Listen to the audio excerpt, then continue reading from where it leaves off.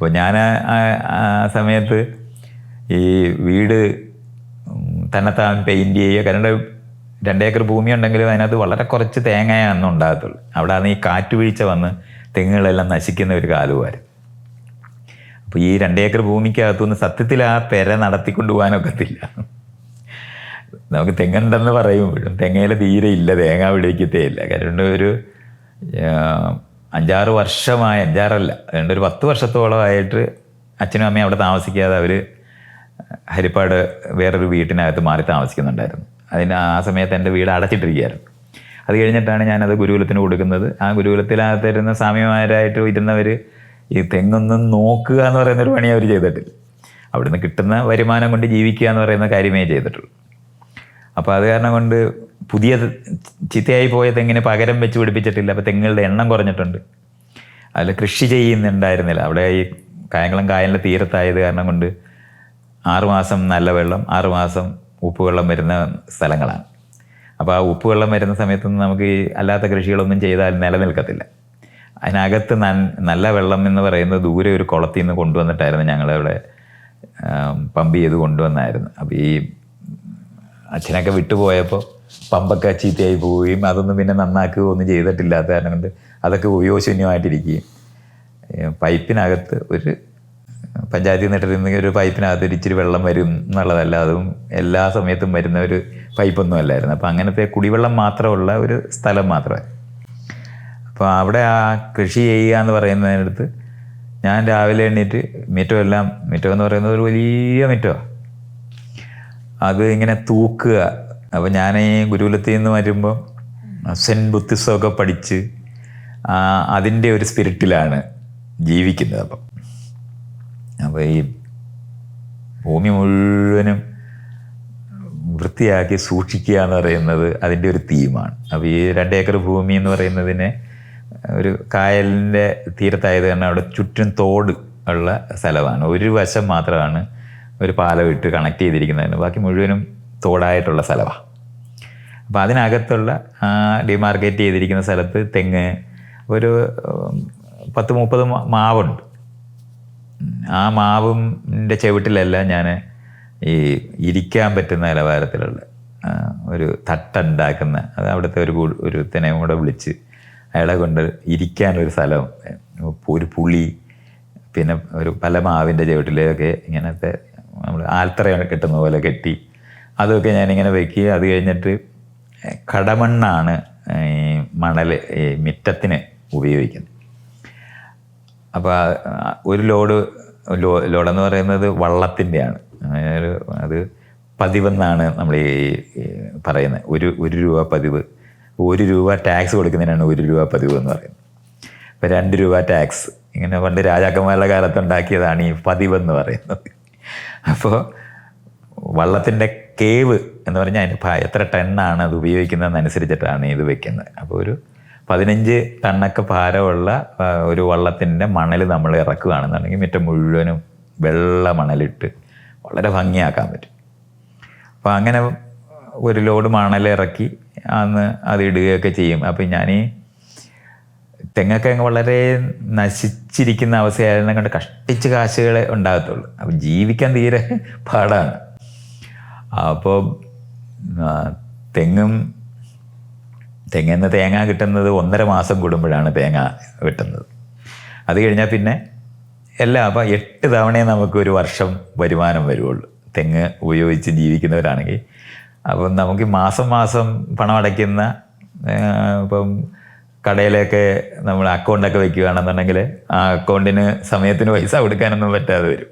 അപ്പോൾ അതൊക്കെ ഇങ്ങനെ നീങ്ങും. അപ്പോൾ ഇതിനകത്ത് പിന്നെ ഉള്ളത് ഈ തെങ്ങേന്ന് വീഴുന്ന ഓലമടൽ, പിന്നെ അതിനകത്ത് നിന്ന് കിട്ടുന്ന കൊതുമ്പ്, ഇങ്ങനെയുള്ള വിറകൊക്കെ ആയിട്ട് നമുക്ക് വിൽക്കാൻ പറ്റും. അപ്പോൾ അതൊക്കെ ചുറ്റുപാടുമുള്ള പാവം പിടിച്ച ആൾക്കാർ വന്ന് വിലയ്ക്ക് മേടിച്ചുകൊണ്ട് പോകും. അതൊരു വരുമാനമാണ്. നമുക്ക് അങ്ങനത്തെ എടുക്കുകയാണെങ്കിൽ അതൊരു വരുമാനമാണ്. അപ്പോൾ ഇതൊക്കെ ഇങ്ങനെ സ്വരൂപിച്ച് കുറേശ്ശെ ആയിട്ട് ഈ കടയിൽ കാശ് കൊടുക്കുന്നത് സാധനമല്ല ഒക്കെ ചെയ്യുക എന്ന് പറയുന്നത്. അപ്പം അമ്മയുടെ അച്ഛൻ്റെയും അടുത്തു നിന്ന് ഞാൻ വിട്ടുപോയതിന് ശേഷം ഇവിടെ വന്ന് താമസിക്കുന്നു എന്നുള്ളതല്ലാതെ അവരുടെ മകനായിട്ട് തിരിച്ച് ഞാൻ വന്ന് അതിനകത്ത് താമസിക്കുന്നില്ല.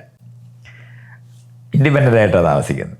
അപ്പോൾ അവരെ വല്ലപ്പോഴും കാണും എന്നുള്ളതല്ലാതെ അവരുടെ വീട്ടിൽ പോയി ഞാൻ അവരെ കാണുന്നു എന്നുള്ളതല്ലാതെ അവരുടെ ഇൻസ്ട്രക്ഷൻസിനകത്തോ അല്ലെങ്കിൽ അവർ പ്ലാൻ ചെയ്യുന്ന പദ്ധതിക്കകത്തോ ബാക്കി 5 മക്കളുടെ ജീവിതത്തിനകത്ത് ഇടപെടുന്ന നിലവാരത്തിലൊരു ഇടപെടലിൻ്റെ ലോകമേ പിന്നെ ഒരിക്കലും ഉണ്ടായിട്ടില്ല. ഞാൻ ആ വീട് വിട്ടു പോയതിന് ശേഷം ഒരിക്കലും പിന്നെ അതിനൊരു ലോകമേ ഉണ്ടായിട്ടില്ല. എങ്കിലും ഗുരുകുലത്തിലുണ്ടായിരുന്നതിനേക്കാളും കൂടുതൽ ഇപ്പോൾ ഞാൻ ബന്ധപ്പെടുന്നുണ്ട്. താമസിക്കുന്ന 5 കിലോമീറ്ററിൻ്റെ അകലവേ ഉള്ളൂ. അപ്പോൾ അവിടെ ഞാൻ സൈക്കിളിൽ പോയി കാണുകയും സംസാരിക്കുകയും ഇവിടെ നടക്കുന്ന ആക്ടിവിറ്റിയായിട്ട് ബന്ധപ്പെട്ട് അച്ഛൻ ഈ 1.5 മാസം കൂടുമ്പോൾ വന്ന് തേങ്ങയൊക്കെ വെട്ടിച്ച് എനിക്ക് 2 തേങ്ങയൊക്കെ മാറ്റി അതിൻ്റെ എത്ര കണക്ക് വെച്ചിട്ട് അതിൻ്റെ പൈസ തരും. പിന്നെ ബാക്കിയുള്ളതെല്ലാം അവർ കൊണ്ടുപോകും. ഇങ്ങനെ കൃത്യമായിട്ട് നടന്നുകൊണ്ടിരുന്ന സിസ്റ്റം പോലെ അത് ചെയ്യുന്നതാണ്. അപ്പോൾ ആ തേങ്ങ വെട്ടുന്ന സമയത്ത് അതിനകത്ത് കളക്ട് ചെയ്ത് ഒന്നിച്ചിടുക എന്ന് പറയുന്ന ഒരു കാര്യം മാത്രമായിരുന്നു ഞാൻ ആദ്യം ചെയ്യുന്നത്. ഏറ്റവും രസം എന്ന് പറഞ്ഞാൽ അച്ഛൻ ഞാൻ സന്യാസിയായിട്ട് ജീവിച്ച് ആ സമയത്ത് വെജിറ്റേറിയനായി. മീനെ പിടിച്ചു പോയ ആളായിരുന്നില്ല, പക്ഷെ വെജിറ്റേറിയനായിട്ട് ജീവിക്കുകയായിരുന്നു. അപ്പോൾ തിരിച്ചു വന്നിട്ടും വെജിറ്റേറിയനായിട്ട് തുടരുകയാണ് ചെയ്യുന്നത്. ആ തുടരുന്ന സമയത്ത് അച്ഛൻ ഉണ്ണാനായിട്ട് ഉച്ചയ്ക്ക് ചോറുമായിട്ട് വന്ന സമയത്ത് ഇതിനകത്ത് മീനുണ്ട്, ചോറ് പൊതിഞ്ഞുകൊണ്ട് വന്ന് അപ്പോൾ ഞാൻ പറഞ്ഞ് പെരക്കകത്ത് ഇതിനകത്ത് കയറ്റി ഇരുത്താൻ പറ്റത്തില്ല എന്ന് പറഞ്ഞു. അപ്പം നാട്ടിലെ ഈ ജോലി ചെയ്യാനൊക്കെ വന്നവർക്ക് അച്ഛൻ്റെ വീടാണെന്നറിയാം, അച്ഛൻ്റെ വീട് എനിക്ക് തന്നതല്ലേ. പക്ഷെ ഞാൻ പറഞ്ഞ് ഇവിടെ കയറി ഇരുന്ന് തിന്നാനൊക്കെ ഇതിൽ പുറത്ത് ഞാനൊരു മേശ ഇട്ട് തരാം അവിടെ ഇരുത്തി. അങ്ങനെ അച്ഛനെ പുറത്ത് മേശ പുറത്തിട്ട് അവിടെ ഇരുന്ന് തിന്നാൻ അനുവദിച്ചിട്ടുണ്ട്. എല്ലാ ആളുകളും ഷോക്ക്ഡായിപ്പോയി. അച്ഛനും ഷോക്ക് അടിച്ചിട്ടുണ്ടാവും. പക്ഷെ ഞാൻ പറയുന്നതിനകത്തൊരു ഈ പറയുന്നൊരു സന്യാസിയുടെ ഒരു വശത്തു എന്ന് പറയുന്ന ഒരു വരിയായിട്ട് എടുത്തത് കൊണ്ടാകാം എന്തായാലും അച്ഛൻ വേറൊന്നും പറഞ്ഞില്ല, അവിടെ ഇരുന്ന് തിന്ന് പോയി. അത് പിന്നെ എല്ലാവരും അങ്ങനെ എൻ്റെ 2ാമത്തെ ജ്യേഷ്ഠനും ഇങ്ങനെ ഇത് ഇടിയിക്കാൻ വരുമ്പോഴും അവരും എല്ലാവരും ആ ഒരു ഡിസിപ്ലിൻ പാലിച്ചിരുന്നു. ഇതൊക്കെ ഈ പറയുന്ന ഞാനും എൻ്റെ അച്ഛനുമായിട്ടുള്ള റിലേഷൻഷിപ്പിനകത്ത് ഒരു ഈക്വാളിറ്റി ഉണ്ടാകുന്നൊരു പോയിൻ്റാണ് ഇതൊക്കെ. അത് മറ്റു സാധാരണ വീടുകളിനകത്ത് ഒരു മകനായിരിക്കുന്നവനോ അല്ലെങ്കിൽ മകളായിരിക്കുന്നവർക്കോ ലഭിക്കുന്ന ചില പോയിൻ്റല്ല. ഞാൻ എൻ്റെ ഒരു പാസ്റ്റ് സന്യാസത്തിൻ്റെതായ ഒരു പാസ്റ്റ് അതിനകത്തുള്ളത് കൊണ്ടായിരിക്കണം അത്തരത്തിലുള്ള എക്സർസൈസസൊക്കെ എനിക്ക് വ്യക്തിപരമായ വലിയ ഡാമേജ് ഉണ്ടാകാതെ എനിക്ക് ചെയ്യാൻ കഴിഞ്ഞിരുന്നത്. ഇത് വേറെ മറ്റുള്ളവർക്ക് അങ്ങനെ എളുപ്പമാകുമെന്ന് ഞാൻ വിചാരിക്കുന്നേയില്ല. ചിലപ്പോൾ ഒരു രാഷ്ട്രീയ പ്രവർത്തകനായിട്ട് പുറത്തു പോയ ഒരാൾക്ക് കഴിയും. സാമൂഹ്യമായിട്ട് ആധിപത്യം മറ്റു രീതിയിൽ ഉണ്ടാക്കുന്ന ആൾക്കാർക്ക് വീടിനകത്ത് താരതമ്യേന സ്വാതന്ത്ര്യങ്ങളുണ്ടാകും. അപ്പം ഇങ്ങനെയുള്ള ഒരു മേഖലയൊക്കെ ഞാൻ ഈ ചെയ്യുന്ന പ്രവൃത്തികളിനകത്ത് സംഭവിക്കുന്നുണ്ട്. അപ്പോൾ അച്ഛൻ അവിടെ വന്ന് ഇരിക്കുകയൊക്കെ ചെയ്യുന്ന സ്ഥലത്ത് ഞാനിങ്ങനെ ചെയ്ത് ഉണ്ടാക്കിയിട്ടുള്ള ആ സ്വാതന്ത്ര്യവും അതുപോലെ തന്നെ ഇടപെടലിനകത്ത് അതുപോലെ തന്നെ എക്കണോമിക്സ്, ഈ തേങ്ങയുടെ പൈസ അല്ലാത്തൊരു പൈസയും ഞാൻ വാങ്ങുന്നൊന്നുമില്ല. അല്ലാതെ അച്ഛൻ്റെ മകനാകുന്ന ഞാൻ വളരെ പാടുപെട്ടാണ് അവിടെ ജീവിക്കുന്നത്. അച്ഛനത് കാണാൻ പറ്റും. ഈ വരുമാനത്തിനകത്ത് എനിക്കിവിടെ ജീവിക്കാൻ പറ്റത്തില്ലെന്നൊക്കെ അച്ഛന് കാണാനൊക്കെ പറ്റും. പക്ഷെ ഞാൻ ചോദിക്കത്തില്ല, അങ്ങനെ ചോദിക്കാതാണ് അത് ചെയ്യുന്നത്. അപ്പോൾ അതിനു വേണ്ടി പിന്നെ ഞാൻ പറഞ്ഞല്ലോ വിറക് വിൽക്കുക, ഇതൊക്കെ ചെയ്യുക, അതുപോലെ തന്നെ കൃഷി ചെയ്ത് ജീവിക്കാനായിട്ട് ഞാൻ തീരുമാനിക്കുന്നുണ്ട്. അപ്പോൾ ആദ്യത്തെ ഒരു 2 മാസത്തോളം ഞാൻ നല്ലോണം പാടുപെട്ടു പോയായിരുന്നു. കാരണം ഈ വീട് മെയിൻറ്റെയിൻ ചെയ്യുക എന്ന് പറയുന്നൊരു കാര്യവും ഒപ്പം തന്നെ ഈ ഗുരുകുലത്തിൻ്റെ വരുമാനം എന്ന് പറയുന്നൊരു വരുമാനം ആരെങ്കിലും കൊണ്ടുവന്ന് അവിടെ തരുന്നൊന്നുമില്ല. മറ്റേ അല്ലെന്നുണ്ടെങ്കിൽ ആരെങ്കിലും കാണാൻ വരുന്നവരെന്തെങ്കിലും തരിക എന്ന് പറയുന്നത് ഗുരുകുലത്തിൻ്റെ സിസ്റ്റത്തിനകത്തുണ്ട്. അപ്പം ഞാൻ അങ്ങനെയല്ല, ഞാൻ സന്യാസി അല്ലെന്ന് പറഞ്ഞിട്ടാണ് ഇപ്പോൾ നിൽക്കുന്നത്. ഞാൻ സന്യാസി അല്ലാതായിട്ടുമില്ല. അതുകൊണ്ട് എൻ്റെ ജീവിതം കൊണ്ടോ ഫിലോസഫി കൊണ്ടോ ഒന്നും വേറൊന്നും ആയിട്ടുമില്ല. അപ്പോൾ അതാണ് അടുത്തത് സംഭവിച്ചത്. അപ്പോൾ ഈ കൃഷി ചെയ്യാനായിട്ട് ഞാൻ ആരംഭിക്കുമ്പം ഞാൻ അവിടുത്തെ ഒരു ഭൂവുടമയുടെ മകനാണ്. അപ്പോൾ ആൾക്കാർക്ക് ഭയങ്കര കൗതുകമാണ്. ഞാൻ മൺവട്ടി എടുത്തിട്ട് തെങ്ങിന് തടവെടുക്കുക, അതുപോലെ തന്നെ ഈ മറ്റേ ഒരു കൃഷിക്ക് ആളുകളെ വിളിച്ചിട്ട് ചെയ്യിക്കുക എന്നുള്ളത് മാത്രമേ അവർക്കറിയാം, അവർ കണ്ടിട്ടുള്ളൂ, ആ വീട്ടിൽ അങ്ങനെ ചെയ്തിട്ടുള്ളൂ. അതിന് പകരം ഞാൻ തന്നെ വാഴ വയ്ക്കുന്നതും ഇപ്പോൾ ഒരു തക്കാളി ഉണ്ടാക്കുന്നതിന് ഒരു വാരം കോര് പറയുന്നത് വാരം കോര് ഇതെല്ലാം ഞാൻ തന്നെ ചെയ്യുകയാണ് ചെയ്യുന്നത്. അപ്പോൾ അങ്ങനെ ഞാൻ ആ പണികൾ മുഴുവൻ അങ്ങോട്ട് അങ്ങ് ചെയ്യാൻ തുടങ്ങി. ഇത് കാണാൻ ചില ഈ അച്ഛൻ്റെ ജോലിക്കാരായിരുന്ന ആൾക്കാരൊക്കെ അവിടെ വന്നിങ്ങനെ നോക്കി നിന്ന് കാണുന്നുണ്ടായിരുന്നു, കൗതുകം കൊണ്ട്. ഇതെന്ത് പറ്റി, എനിക്ക് ഭ്രാന്താണെന്നുള്ള കാര്യം എന്തായാലും നാട്ടുകാർക്ക് മുഴുവൻ ബോധ്യമായി പോകുന്ന നിലവാരത്തിലാണ് ആ സമയത്ത് ജീവിക്കുന്നത്. മറ്റൊന്ന് ഞാൻ ചെയ്തത്, അന്ന് എൻ്റെ വീടെന്ന് പറയുന്നതിന് ശരിക്കും പറഞ്ഞാൽ 3 വേലിയുണ്ട്. അകത്തൊരു വേലി, അത് കഴിഞ്ഞൊരു പിന്നെ അതിനപ്പുറത്തൊരു വേലി, ഇങ്ങനെ പല വേലികളുള്ള. അപ്പോൾ ആളുകൾ ഈ ജോലി ചെയ്യുന്നവരൊക്കെ അകത്തേക്ക് വരണമെന്നുണ്ടെങ്കിൽ ലൈസൻസ് ഉള്ളവർക്ക് മാത്രമേ അകത്തോട്ട് വരാനൊക്കെ തരത്തിലുള്ള സിസ്റ്റമൊക്കെ ഉണ്ടായിരുന്ന വീടുകളൊക്കെ ആയിരുന്നു. അപ്പോൾ അങ്ങനത്തെ നമ്മൾ ഈ ജാതി ഘടനയെ പറ്റിയൊക്കെ പറയുന്ന സമയത്ത് പണമുള്ളവരുടെ ഇടയിലുള്ള ജാതി ഈ ഒരേ ജാതിയിൽപ്പെട്ടവർ എന്ന് പറയുന്നവരെ പോലും ദരിദ്രരാണെങ്കിൽ പുറത്ത് നിൽക്കും. അങ്ങനെയൊക്കെയായിരുന്നു അതൊക്കെ നിന്നിരുന്നത്.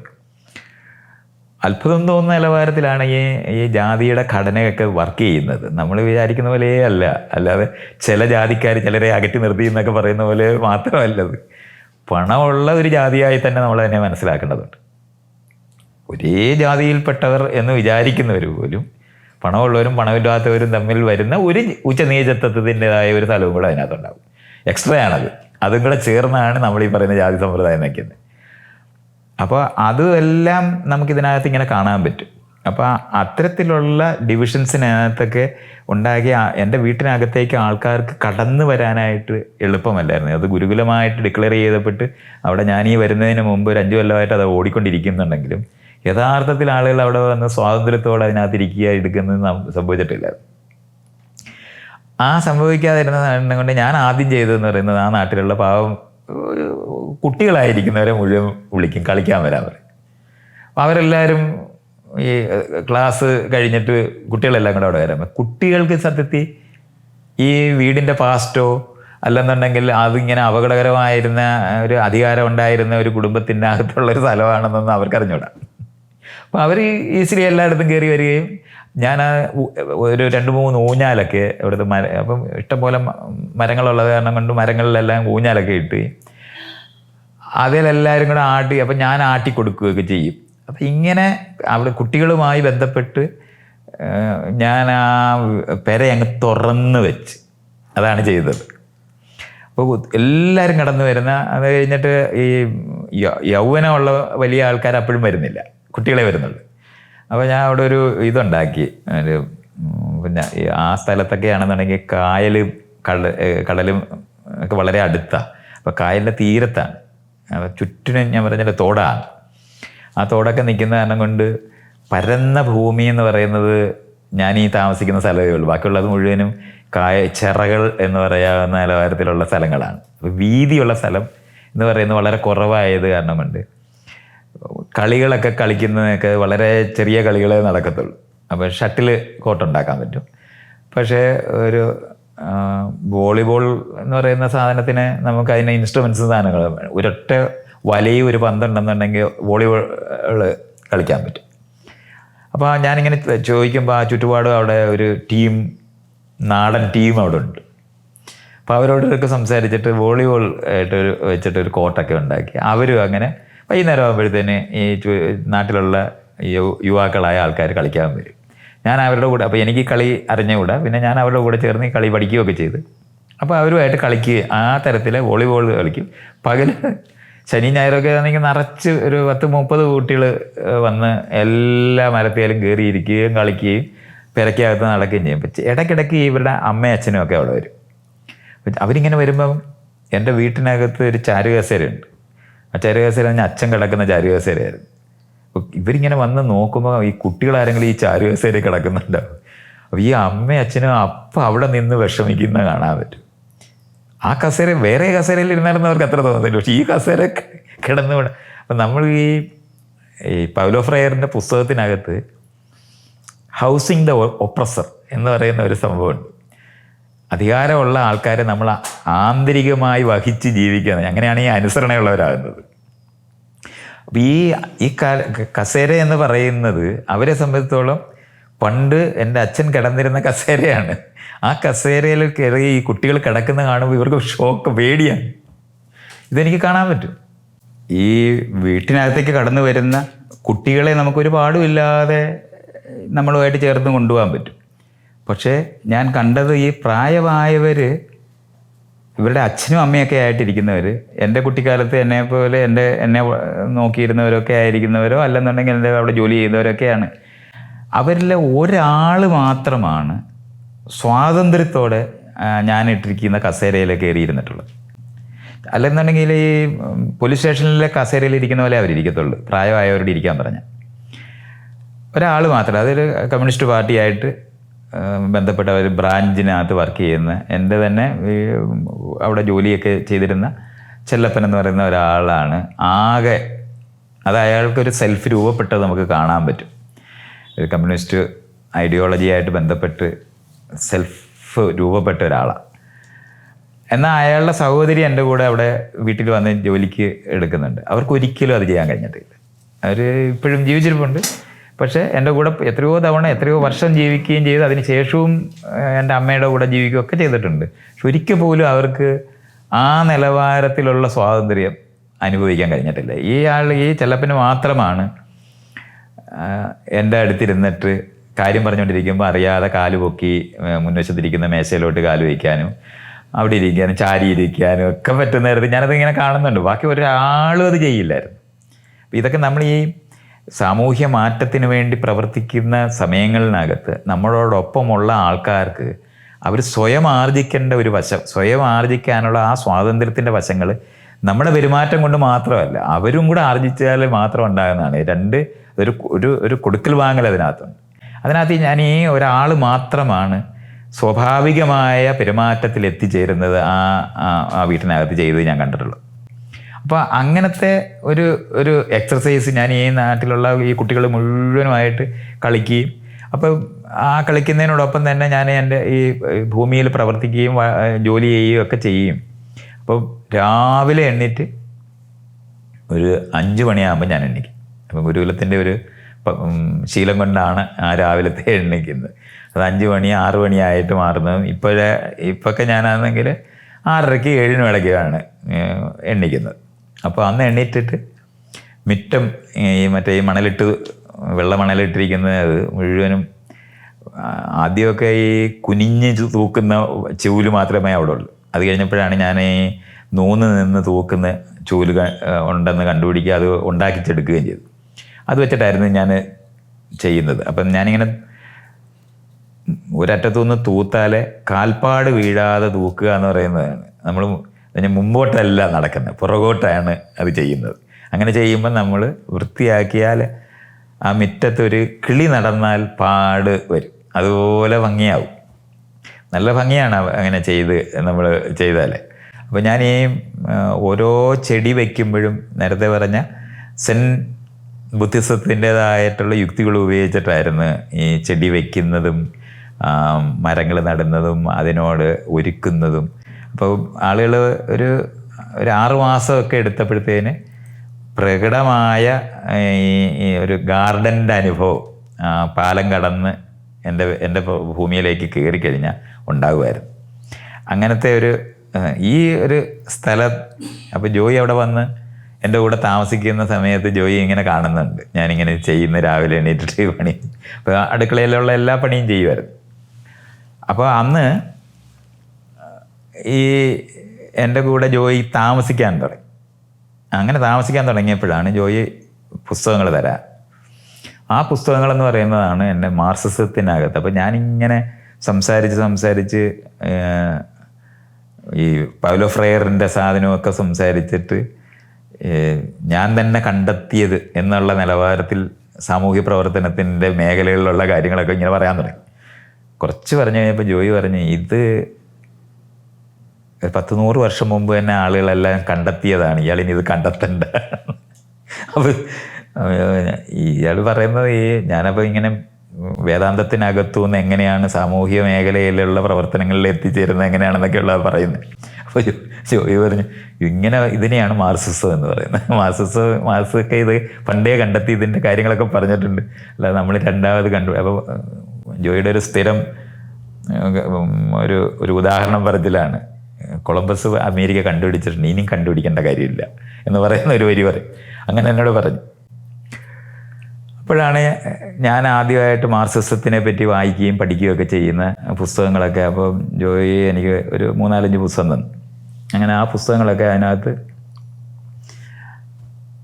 മാർക്സിസം മനസ്സിലാക്കാൻ എന്നെ ഏറ്റവും കൂടുതൽ സഹായിച്ചിട്ട് ലൂഷിയോ ക്വാളിറ്റി എന്ന് പറഞ്ഞ ഒരാളുടെ പുസ്തകമാണ്. അയാൾ പിൽക്കാലത്ത് മാർക്സിസ്റ്റ് അല്ലാതായിപ്പോയി. അതൊരു വേറെ തമാശയാണ്. അപ്പോൾ പക്ഷെ അതൊക്കെ നല്ല ലെനിനിസത്തിനെ പറ്റിയൊക്കെയുള്ള പുസ്തകങ്ങളൊക്കെയാണ്. അപ്പോൾ ആ പുസ്തകങ്ങളെല്ലാം ഞാനിങ്ങനെ വായിക്കുകയും ഞാനും ജോയിയും കൂടെ, പിന്നെ ജോയി എൻ്റെ കൂടെ അങ്ങ് താമസിക്കാൻ തുടങ്ങി. അങ്ങനെ കണ്ടിന്യൂസ് ആയിട്ട് 2-3 മാസമൊക്കെ ഞങ്ങളിങ്ങനെ തുടർച്ചയായിട്ട് സംസാരിക്കുന്നത്. ഈ സമയത്തെല്ലാം ഈ ആലപ്പുഴയിലുള്ള മീറ്റിങ്ങുകൾ നടക്കുക, ഇതെല്ലാം ചെയ്യുന്നുണ്ട്. ജോയി ഇടയ്ക്ക് കൊടുങ്ങല്ലൂർ പോയി, ജോയി അവിടെയാണ് ജീവിക്കുന്നത്, അവിടെ അങ്ങ് പോകും. അപ്പോൾ പക്ഷേ ഇതൊരു കാലയളവാണ്. ഞങ്ങൾ ഒരു 1.5 വർഷത്തോളം ഞങ്ങൾ രണ്ടുപേരും കൂടെ പലതരത്തിൽ സംസാരിക്കുകയും ഇപ്പോൾ ഈ ആലപ്പുഴ നടക്കുന്ന മീറ്റിങ്ങുകളൊക്കെ ആയിട്ട് ബന്ധപ്പെട്ട് ജീവിക്കുകയൊക്കെ ചെയ്യുന്ന ഒരു സമയമാണ്. കുറച്ച് ഈ ഗുരുകുലവുമായി ബന്ധപ്പെട്ട് നിന്നിരുന്ന 1-2 കുട്ടികളൊക്കെ എൻ്റെ കൂടെ വന്ന് താമസിക്കുന്നൊക്കെ. പതുക്കെ ഈ പ്രേമിക്കുന്ന ആൾക്കാരെല്ലാം അവിടെ വരാൻ തുടങ്ങി. ഞാനിങ്ങനെ എൻ്റെ ഒരു സ്ഥലമുണ്ട്, ഒരു ഇഷ്ടംപോലെ. ഇപ്പോൾ ഞാൻ താമസിച്ചിരുന്ന വീടെന്ന് പറയുന്നത് ഞങ്ങൾ 6 മക്കളും അമ്മയും അച്ഛനും പിന്നെ അച്ഛൻ്റെ കസിൻസൊക്കെ ആയിരിക്കുന്ന കുറച്ച് പേരും ഒക്കെ കൂടെ ജീവിച്ചിരുന്ന ഒരു വലിയ വീടാണ്. അപ്പോൾ ഏതാണ്ട് ഒരു 10 മുറിയോളം അതിനകത്ത് പലതരത്തിലുണ്ട്. അപ്പോൾ വലിയൊരു അറയും ഇതൊക്കെയുള്ള നടുക്ക് ഉണ്ടായിരിക്കുന്ന ഒരു ചെറിയ ഇടമുറ്റം ഒക്കെ ഉള്ള ഒരു വീടാണ്. പരന്ന് 4 വശത്തേക്കും പരന്ന് കിടക്കുന്ന ഒരു വീട്. അപ്പോൾ ഈ വീട് മെയിൻറ്റെയിൻ ചെയ്യാൻ എനിക്ക് നല്ല പണിയാണ്. അതുകൊണ്ട് എളുപ്പമേ അല്ല. അച്ഛന് ഈ 6 മക്കൾക്കും കൊടുത്ത സ്വത്ത് മുഴുവനും കൂടെ ഉണ്ടായിരുന്നപ്പോൾ ഉണ്ടാക്കിയൊരു പെരയാണ്. എനിക്ക് ഇതിനകത്ത് ഈ 2 ഏക്കർ ഭൂമി തരുമ്പോൾ അതിൻ്റെ അകത്ത് ഈ നേരത്തെ പറഞ്ഞ പോലെ തെങ്ങൊക്കെ നശിച്ചും പോയി, തീരെ വരുമാനം ഇല്ലാതിരിക്കുന്നവരുടെ ആ വീട് മെയിൻറ്റെയിൻ തന്നെ പറ്റത്തില്ലായിരുന്നു. അപ്പം ഞാൻ തന്നെയായിരുന്നു അതിന് പെയിൻ്റ് അടിക്കുകയൊക്കെ ചെയ്യുന്നത്. പെയിൻറ്റ് വാങ്ങാൻ തന്നെ വലിയ പാടായിരുന്നു. അത് ഈ വരുമാനവും ഇതും തമ്മിൽ കണക്ട് ചെയ്യാൻ പാടാണ്. പിന്നാണ് ഈ കൃഷി ചെയ്യുന്ന സാധനം ഞാൻ ഉണ്ടാക്കാൻ തുടങ്ങിയത്. ഈ കടയിൽ നിന്ന് മേടിക്കുന്ന കാര്യം എന്ന് പറയുന്നത് ഉള്ളിയും മുളകും കുറച്ച് അരിയും മേടിച്ചാൽ മതി, ബാക്കിയുള്ളതെല്ലാം ഇങ്ങനെ ഇവിടെ ഉണ്ടാകാൻ തുടങ്ങി. അപ്പം ഞാൻ നല്ല ഊട്ടിയിലെ വ്യത്യസ്തമായ കൃഷിയാണ് ചെയ്തിരുന്നത്. അവിടെ ക്യാരറ്റ്, ബീറ്റ്റൂട്ട്, പിന്നെ ക്യാബേജ്, കോളിഫ്ലവർ, ഉരുളക്കിഴങ്ങ്, ഇങ്ങനെയുള്ള സാധനങ്ങളായിരുന്നു ഊട്ടി കൃഷി ചെയ്തിരുന്നത്. പക്ഷേ കോന്നിയിൽ ഞാൻ വളരുന്ന സ്ഥലത്ത് അമ്മയോടൊത്ത് ജീവിച്ചിരുന്ന സമയത്ത് ചെയ്തിരുന്നതല്ല മലമ്പ്രദേശത്ത് ചെയ്യുന്ന കൃഷികളാണ്. അവിടെ ഉണ്ടായിരുന്ന കാര്യങ്ങൾ ചേന, കാച്ചിൽ, ഇങ്ങനെയുള്ള സാധനങ്ങളെല്ലാം അവിടെ സുലഭമായി ഉണ്ടാകുന്ന പോലെ ഇവിടെ ഉണ്ടാകത്തില്ല. ഈ ഉപ്പുള്ള സ്ഥലത്ത് അങ്ങനെ ഉണ്ടാകത്തില്ല. അപ്പം നല്ല പണിയാണ് ഇവിടെ വന്ന് നമ്മൾ കൃഷി ചെയ്യുന്ന സമയത്ത്. ഈ ഉയർന്ന ഭൂമിക്കകത്ത് തന്നെ ചെയ്യണം. അതുപോലെ നന്മവെള്ളം എന്ന് പറയുന്നത് ഭയങ്കര ആവശ്യം. അപ്പം ഞാനിതിൻ്റെ നടുവിലൊരു ചെറിയ കുളം, എന്ന് പറഞ്ഞാൽ ആഴമില്ലാത്ത വെള്ളം കഷ്ടിച്ച് കിട്ടുന്ന ഒരു കുളത്തിനകത്ത് ഞാൻ ഒരു 100 കുടം വെള്ളം നമ്മൾ കോരിക്കഴിഞ്ഞ വെള്ളം ഇല്ലാതായിപ്പോവും. കാരണം ഈ ചുറ്റിനുമുള്ള ഉപ്പ് കലർന്ന വെള്ളം ഫിൽട്ടർ ചെയ്ത് പതുക്കെ എത്താനേ പറ്റത്തുള്ളൂ, അല്ലാതെ ആഴത്തിൽ പോകാനൊക്കത്തില്ല അവിടെ. അപ്പം അങ്ങനത്തെ അത്രയും അധികം വെള്ളമില്ലാത്ത കുളവയെ നമുക്ക് ഉണ്ടാക്കാനൊക്കത്തുള്ളൂ. അപ്പോൾ അതിനകത്തെ വെള്ളം ഉപയോഗിച്ചിട്ട് വേണം ഞാൻ ഈ കൃഷി ചെയ്യാൻ. അപ്പോൾ അങ്ങനത്തെ ഒരു കൊച്ചു കുളമൊക്കെ അവിടെ ഉണ്ടാക്കി അതിനകത്താണ് ഈ വെള്ളമൊക്കെ നിലനിർത്തിയിരുന്നത്. അപ്പോൾ ഈ അവിടെ കൃഷി ചെയ്യുമ്പോൾ വളരെ സൂക്ഷിച്ച് നമ്മൾ എല്ലാം. അപ്പോൾ ഇപ്പം തിരുവനന്തപുരത്തോ അല്ലെന്നുണ്ടെങ്കിൽ ഈ മലം പ്രദേശത്തോട്ട് മാറി നിൽക്കുന്നിടത്തൊക്കെ നമുക്ക് 1 മണിക്കൂർ കൃഷി ചെയ്താലുണ്ടാക്കാവുന്ന സാധനം നമ്മളിവിടെ 6-7 മണിക്കൂർ ചെയ്താലേ പറ്റുള്ളൂ. അത്രയും അധ്വാനം കൂടുതലാണ് ഈ ഉപ്പുള്ളത് കാരണം. പിടിപ്പിച്ചെടുക്കുക എന്ന് പറയുന്നത്, മരങ്ങളെ മാവ് വളരും, പുളിയുണ്ടാവും, പക്ഷേ നമുക്ക് പ്ലാവ് വളർത്താനൊക്കത്തില്ല. പ്ലാവിൻ്റെ വേര് താഴോട്ട് പോയി ഉപ്പ് വെള്ളത്തിൽ ചെന്ന് കഴിഞ്ഞാൽ അവിടെ തന്നെ അത് ഉണങ്ങിപ്പോവും. അപ്പോൾ അതുപോലുള്ള തെങ്ങ് മാത്രമാണ് യഥാർത്ഥത്തിൽ അവിടെ ഉണ്ടാകത്തുള്ളൂ. അങ്ങനെ നന്നായിട്ട് ഈ തീരപ്രദേശങ്ങളിലെ ഈ പ്രത്യേകിച്ചും മണൽ പ്രദേശങ്ങൾ അങ്ങനെ കഴിയുള്ളൂ. അതേസമയത്ത് ഇപ്പോൾ തീരപ്രദേശത്തേക്ക് ഈ മറ്റേ ലാറ്ററേറ്റ് ആയിട്ടുള്ള മണ്ണാണെന്നുണ്ടെങ്കിൽ നമുക്ക് കുറച്ചുകൂടെ നന്നായിട്ട് കൃഷി ചെയ്യാൻ പറ്റും. പക്ഷേ ഈ ചുരിമണൽ കടലിൽ നിന്ന് വെച്ച ഭൂമി, ഇപ്പോൾ ചേർത്തല പോലത്തെ ഭൂമിയിലൊക്കെ ആണെന്നുണ്ടെങ്കിൽ തീരെ വേറെ ഒന്നും ഉണ്ടാക്കാനൊക്കത്തില്ല. ഈ മുകളിൽ വീണിരിക്കുന്ന സാധനത്തിനകത്തുള്ള വളമേ അവിടെ ഉള്ളൂ. എൻ്റെ ഭൂമിയാകട്ടെ അച്ഛൻ കാശ് കൊടുത്ത് കായലിൽ നിന്ന് വള്ളത്തെ കൊണ്ടുവന്ന് ഉണ്ടാക്കി നികത്തിയെടുത്ത ഭൂമിയാണ് ഞാൻ താമസിക്കുന്ന സ്ഥലം. അപ്പോൾ അത് കാരണം കൊണ്ട് അതിനകത്ത് ഉപ്പ് രസം അല്ലെങ്കിൽ തന്നെയുണ്ട്. അത് കഴിഞ്ഞിട്ട് പിന്നെ ഈ പറയുന്ന നിലവാരത്തിൽ ആഴത്തിൽ നമുക്ക് പോകാനൊക്കത്തില്ല. ആഴത്തിൽ നമുക്ക് കൃഷി ചെയ്യാനാക്കുന്ന ഒരു സാധനം വെച്ച് പിടിപ്പിക്കാനൊക്കത്തില്ല. അപ്പോൾ അത്തരത്തിൽ മരങ്ങൾ, ഫ്രൂട്ട് ട്രീസ് എന്നൊക്കെ നമ്മൾ പറയുമ്പോൾ പേര നിൽക്കും. പേരയ്ക്ക് വലിയ കുഴപ്പം വരത്തില്ല, പക്ഷെ വലിയതായിട്ട് പിടിക്കത്തില്ല. മറ്റ് നമ്മൾ ഈ മലമ്പ്രദേശത്തൊക്കെ ഉണ്ടായിരിക്കുന്നിടത്ത് എന്ത് വെച്ചാലും പിടിക്കുന്ന വാഴയൊക്കെ തന്നെ ഞാൻ എല്ലാ ഇനവും വാഴ പിടിക്കത്തില്ല, ഈ ഉപ്പിൻ്റെ പ്രശ്നം അനുഭവിക്കാൻ. അപ്പോൾ അതൊക്കെ ഇതുപോലെയാണ്. വാഴയൊക്കെ നമുക്ക് ഞാൻ ഈ മറ്റ് സ്ഥലങ്ങളിൽ പോയി കൃഷി ചെയ്യുന്നിടത്ത് പോയി കാണുമ്പോഴാണ് അത് മനസ്സിലാകുന്നത് എന്തുമാത്രം പണിയാണ് ഇവിടെ നമ്മൾ ചെയ്യുന്നത്. അധിക പണിയാണ്. അതേ സമയത്ത് ചുറ്റുപാടും കായലുണ്ട്, തോടുണ്ട്. മീനെ തിന്നുമായിരുന്നുണ്ടെങ്കിൽ ഒരുപാടും ഇല്ലാതെ ജീവിക്കാൻ പറ്റുമോ? ഞാൻ മീനെന്ന് പറയുന്ന ഒരു പ്രോട്ടീൻ നമുക്ക് പുല്ല് പോലെ കിട്ടും. പക്ഷെ അത് ഞാൻ ആ സമയത്ത് ഈ സന്യാസത്തിൻ്റെ ഇതുകൊണ്ട് വെജിറ്റേറിയനായി പോവുകയും അത് കഴിഞ്ഞിട്ട് ആ വെജിറ്റേറിയൻ ഈ ജീവിതം ഒരു 2-3 വർഷം കൂടെ നീണ്ടുപോകുന്നുണ്ട്. അപ്പോൾ ആ സമയത്താണ് ഈ കൃഷി ചെയ്ത് ജീവിക്കുന്ന ഈ സമയത്ത് ഞാൻ ഈ ചെയ്തിട്ടുള്ള ആ തരത്തിലുള്ള പ്രവൃത്തികളെന്ന് പറയുന്നത്, ജോയി വരുന്നത്, പിന്നെ ഈ മറ്റ് പ്രണയക്കാർ ഇവിടെ ഇങ്ങനെ ഒരു സ്ഥലമുണ്ടെന്ന് കണ്ടെത്തി കുറേശ്ശെയായിട്ട് 1, 2, 3 ആൾക്കാർ ഇങ്ങനെ ഇടയ്ക്ക് വരാൻ തുടങ്ങി. ആ സമയത്ത് എൻ്റെ ഏറ്റവും എനിക്കൊരു ഗുണം ചെയ്തത് ജോയി തന്നിട്ടുള്ള ഈ പുസ്തകങ്ങൾ വായിക്കുകയും പഠിക്കുകയും ചെയ്യുക എന്ന് പറയുന്നത്, അങ്ങനെ ഒരു മാർക്സിസ്റ്റ് ബോധത്തോടെ ലോകത്തിനെ മനസ്സിലാക്കുന്നത്, ഈ വേദാന്തത്തിൻ്റെ ടൂളിൽ നിന്ന് ഡിഫറൻ്റായിട്ട് മാർക്സിസത്തിനകത്തേക്കുള്ള ഒരു പ്രവേശനമാണ് ആ സമയത്ത് ജോയിയും ഞാനും തമ്മിലുള്ള ജീവിതത്തിനകത്തുണ്ടാകുന്നത്. ഒപ്പം തന്നെയാണ് ഈ ആലപ്പുഴ നടത്തിയിരുന്ന എക്സർസൈസ് എന്ന് പറയുന്നതിനകത്ത് അവിടുത്തെ ആൾക്കാരുമായിട്ട്, അന്ന് അവർ വ്യത്യസ്തരായ ആൾക്കാരാണ്. ഇസ്താക്ക് എന്ന് പറയുന്ന ആൾ, കളർകോട് വാസുദേവൻ നായർ എന്ന് പറയുന്ന ആൾ, ഈ പങ്കയാശക്കുറിപ്പ് എന്ന് പറയുന്ന ആൾ, പിന്നെ ഒരു സെറ്റ് എക്സ് നക്സലൈറ്റുകളും സാംസ്കാരിക വേദി പ്രവർത്തകരായിരിക്കുന്ന മനുഷ്യരാണ്. അത് ഭാസ്കരേന്ദ്ര ബാബു, രവി, വേണു, വിജയൻ, പിന്നെ ആലപ്പുഴ തന്നെയുള്ള കുറേ ആൾക്കാരുണ്ട്. ഒരു വലിയ സംഘമാണ്. അവരത്രയും പേരും കൂടെ ചേർന്നാണ് അതിനകത്ത് PM ആൻ്റണി അന്ന് നാടകത്തിന് ബന്ധപ്പെട്ട് ഉള്ള ഒരാളാണ്. പിൽക്കാലത്ത് ക്രിസ്തുവിൻ്റെ 6-ാം തിരുമുറിവ് എന്ന് പറയുന്ന നാടകം ഉണ്ടാക്കുന്നതിന് അത് ഭയങ്കര അദ്ദേഹത്തിൻ്റെ ജീവിതത്തിന് അത് പലതരത്തിൽ ഞാൻ പിന്നെ ഇടപെടേണ്ടി വരുന്ന ഒരു കാലമാണ്. പക്ഷെ അന്ന് ഒരു സമയത്ത് അവിടെ തൊട്ടടുത്തൊരു പള്ളിയുണ്ട്, വെമ്പുഴ പള്ളി എന്ന് പറഞ്ഞിട്ട്. ആ പള്ളിയിലെ സ്പാർട്ടാക്കസ് എന്ന് പറയുന്ന നാടകം കളിക്കാനായിട്ട് ആൻ്റണിയും സംഘവും വരുന്നുണ്ട്. അവരെല്ലാവരും അന്ന് എൻ്റെ കൂടെ താമസിക്കുകയും അവിടെ കപ്പയൊക്കെ തിന്ന് കറിയൊക്കെ വെച്ച് തിന്ന് അവരവിടെ കഴിയുകയൊക്കെ ചെയ്ത് പോവുകയും ചെയ്യുന്നുണ്ട്. അങ്ങനെ PM ആൻ്റണി എൻ്റെ ജീവിതത്തിലേക്ക് വന്ന് തൊടുന്നത് അപ്പോഴാണ്. ആൻ്റണി ആ ഒരു കാലം എന്ന് പറയുന്ന ഒരു 2 വർഷത്തോളം വളരെ ഡിഫറൻ്റ് ആയിട്ടുള്ള, ഞാനിങ്ങനെ ഗുരുകുലത്തിൽ നിന്ന് വിട്ട് എന്നാൽ ഗുരുകുലത്തിലല്ലാതെയായി, എന്നാൽ കമ്മ്യൂണിസ്റ്റുകാരനും ആയിട്ടില്ല, കമ്മ്യൂണിസ്റ്റത്തിൽ പ്രവേശിച്ചിട്ടും ഇല്ലാത്ത ഒരു അന്തരാള ഘട്ടത്തിൽ കഴിയുന്ന ഒരു 2 വർഷമാണ് ഞാൻ ഒരുവിധമുള്ള ഈ വിഷയങ്ങളെല്ലാം ചർച്ച ചെയ്യും. ഒരു രാഷ്ട്രീയ സാമൂഹിക മേഖലയ്ക്കകത്ത് ജീവിക്കുന്നതിനെ പറ്റിയും ചിന്തിക്കുന്നതിനെ പറ്റിയും അതിനകത്ത് പ്രവർത്തിക്കേണ്ടതിനെ പറ്റിയുള്ള യഥാർത്ഥ അന്വേഷണം നടക്കുന്ന ഒരു സമയമാണ്. ഞാനിങ്ങനെ ഈ സന്യാസത്തിൻ്റെ യുക്തികൾ കഴിയുന്ന ഒരാളായത് കാരണം കൊണ്ട് സാമൂഹ്യമായ ആ, എന്താണ് വിഷമങ്ങളൊക്കെ ഉണ്ടായ ഒരാൾ ആത്മഹത്യ ചെയ്യുമോ എന്നൊന്നും ചിന്തിക്കുന്നേ.